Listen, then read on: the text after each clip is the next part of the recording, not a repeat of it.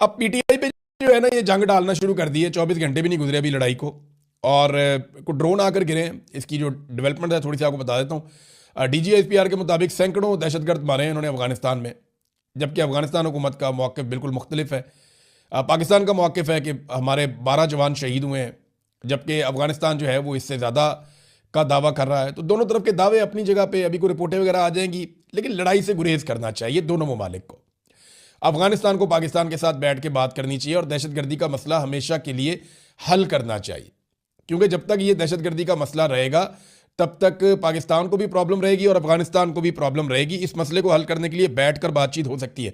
Drones आकर गिरे जी एबटाबाद में, स्वाबी में, नौशहरा में, और ये ड्रोन्स गिराए गए हैं, कुछ आकर गिरे हैं और इनसे कोई बहुत बड़ा नुकसान तो नहीं हुआ, लेकिन गर्ल्स स्कूल स्वाबी का जो है वो तबाह हुआ, उसका एक हिस्सा ड्रोन गिरने के नतीजे में। उसकी फुटेज भी जारी की गई है। तो ये अफसोसनाक चीज़ें हैं जो हो रही हैं। नवाज शरीफ अभी तक चुप है। मैं अभी देख रहा था, नवाज शरीफ का कोई स्टेटमेंट नहीं आया।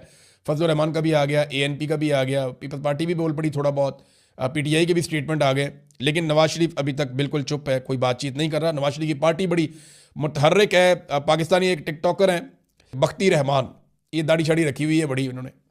अब कोई लोग कहते हैं थोड़ा सा ज़हनी तौर पे भी ये हिले हुए हैं, नॉर्मल नहीं है, कुछ लोग ये कहते हैं। और वो बख्ती रहमान को जो है ना वो अफगान तालिबान का कमांडर करके उसको मार दिया जंग में इन्होंने। ये नून लीग की हालत है। यानी नून लीग ने अगर मीडिया सेल चलाना है ना, और नून लीग ने अगर नैरेटिव संभालना है, तो फिर नैरेटिव का अल्लाह ही हाफिज है। जो इनकी सोचने समझने की सलाहियत है ना, वो बेनज़ीर की गंदी तस्वीरों से आगे आज तक नहीं गई। इनकी सोचने समझने की सलाहियत जो है वो औरतों के ऊपर हमले करने से आगे अभी तक नहीं गई। ये वुल्नरेबल को मारते हैं, ये कभी भी सही बयानियां नहीं बना पाते। बयानिया की लड़ाई में ये जीत ही नहीं पाएंगे, क्योंकि ये पिछली सदी में रह गए और पाकिस्तान अगली सदी में चला गया। वो बख्ती रहमान बेचारा, वो बारिश किस्म का एक टिकटॉकर है, उसको उठा के तालिबान कमांडर कह के जनाब उन्होंने मार दिया और इन्होंने सोशल मीडिया के ऊपर उसको वायरल कर दिया। वो बेचारे लोग परेशान है कि यार ये तो टिकटॉकर था। तो इस किस्म का बयानिया जब ये बनाते हैं ना, तो पाकिस्तान का मजाक उड़ता है, इससे गुरेज करना चाहिए। अच्छा नाजरीन, एक चीज़ बार बार कही जाती है कि जनाब पीटीआई ये क्यों करती है, वो क्यों करती है, अवाम ये क्यों करती है। देखें, बात यह है कि जिस वक्त पाकिस्तान या भारत या पाकिस्तान अफगानिस्तान की लड़ाई हो रही होती है ना, उस वक्त भी पाकिस्तान की एस्टेब्लिशमेंट अपना जुल्म बंद नहीं करती पाकिस्तानियों के ऊपर। लेकिन अगर पाकिस्तानियों के ऊपर अपना जुल्म बंद करें तो पाकिस्तानी को बात भी करें ना। अब मुल्क की सबसे बड़ी जमात है और इसके फॉलोअर्स के ऊपर आप जुल्म जारी रखें, उस वक्त भी जब आपकी जंग हो रही है भारत के साथ या अफगानिस्तान के साथ, तो फिर आप उनके जो सपोर्टर्स हैं, जो आम पाकिस्तानी हैं, उनसे आप क्या तवक्को करते हैं कि वो अन्य वहाँ आके खड़े हो जाएंगे। भाई लोग जुल्म को जुल्म ही कहेंगे। यानी वो ये कहते हैं कि जब तक हमारी किसी बार वाले से लड़ाई चल रही है ना, आप हमारे जुल्म को जुल्म ना कहें। असल में मुतालबा तो यही है ना कि जब तक हम किसी बाहर वाले के साथ लड़ रहे हैं, आप हमारे जुल्म को जुल्म ना कहें। नहीं ठीक है, बाहर वाले के साथ मिलकर लड़ देंगे, लेकिन आपका जुल्म जुल्म ही रहेगा। देखें, इंडिया को मैंने 2-3 दफ़ा जवाब दिया। इंडिया ने कहा जी आसिम मुनीर को गिरफ्तार करके लेके जाएंगे। मैंने कहा ऐसे ही ले जाओगे गिरफ्तार करके, हम यहाँ पाकिस्तान में सजा देंगे। हमारी अंदर बेशक लड़ाई चल रही है, हम आसिम मुनीर साहब को यहाँ पे अकाउंटेबल करेंगे, कानून के कटहरे के अंदर लेकर आएंगे। ये चीज़ें पाकिस्तान के अंदर होनी चाहिए। जिसने जो जुल्म किया उसको जवाब देना चाहिए, सारे डिक्टेटर्स को कटहरे के अंदर लेकर आना चाहिए। लेकिन भारत को ये इजाज़त नहीं है कि वो यहाँ से आकर आर्मी चीफ को उठाए और उठाकर लेकर चला जाए। तो ये समझनी पड़ेगी बात कि किसी जर्नैल की गलत पॉलिसियों पर तनकीद करने का मतलब ये नहीं होता कि आप अपने मुल्क के खिलाफ हो गए। नहीं, आप अपने मुल्क से प्यार करते हैं, इसलिए गलत काम करने वाले जर्नैल को आप गलत कहने की जुर्रत करते हैं। ये बहुत बड़ा रिस्क है, ये बहुत बड़ा रिस्क है। पाकिस्तान में ये जान का रिस्क है, माल का रिस्क है। पाकिस्तान में आपकी जिंदगी तबाह हो सकती है इससे। इतना बड़ा रिस्क जो लोग लेते हैं उनको तो सैल्यूट करना चाहिए कि वो पाकिस्तान जैसे मुल्क के अंदर या पाकिस्तान जैसे मुल्क के शहरी होते हुए वो पाकिस्तानी जर्नैल के ऊपर तनकीद कर रहे हैं कि आपकी पॉलिसी से मेरे मुल्क को नुकसान पहुंच रहा है। इनसे ज्यादा मुहिब्बे वतन कौन होगा।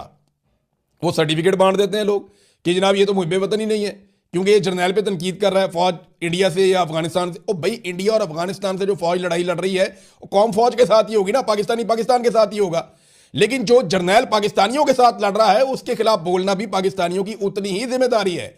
जितना बैरूनी हमलावर को रोकना जरूरी है, उतना ही अंदरूनी हमलावर को रोकना भी जरूरी है कि भाई ये जुल्म और ये बर्बरियत बंद करो, पाकिस्तान आगे नहीं चल रहा। ये है नाजरीन टोटल सूरत हाल। जंग के हवाले से अभी जंगबंदी के लिए कोशिशें शुरू हुई हैं। इसमें तुर्की, चाइना और सऊदी अरब इन्होंने लीड ली है। इन्होंने राब्ते किए हैं और कोशिश कर रहे हैं कि जो जंगबंदी है वो हो जाए। और जंग तो नहीं है, झड़पें हैं, अभी तक तो इसको झड़पें ही कहेंगे।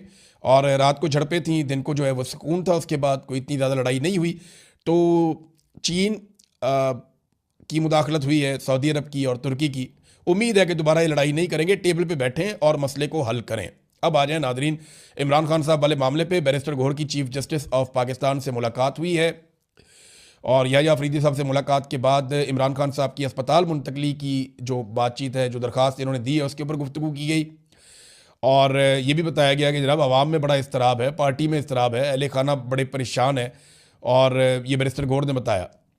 तो अदालती हुक्म वाज़े है कि कोई भी मसला हो तो हाई कोर्ट से रुजू किया जाए। तो चीफ जस्टिस ने हाई कोर्ट भेज दिया, हाई कोर्ट चले जाओ।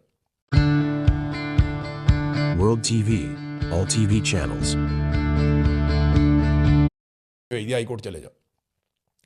हाई कोर्ट में डोगर साहब बैठे हुए हैं, वो चीफ जस्टिस भी 10 आगे हैं। तो वहां से इंसाफ पाकिस्तान तहरीक इंसाफ को कैसे मिलेगा? वो 140 नंबर की पाकिस्तान की अदलिया बिल्कुल ठीक है। हालात ये हैं पाकिस्तान की अदलिया के, इंसाफ दे नहीं पा रहे। चीफ जस्टिस कह रहे हैं जी हाई कोर्ट चले जाओ, मैं इंसाफ नहीं दे सकता। अब हाई कोर्ट में अपीलें ज़ेरे इल्तवा हैं, मुदाखलत नहीं कर सकते, ये चीफ जस्टिस कहते हैं।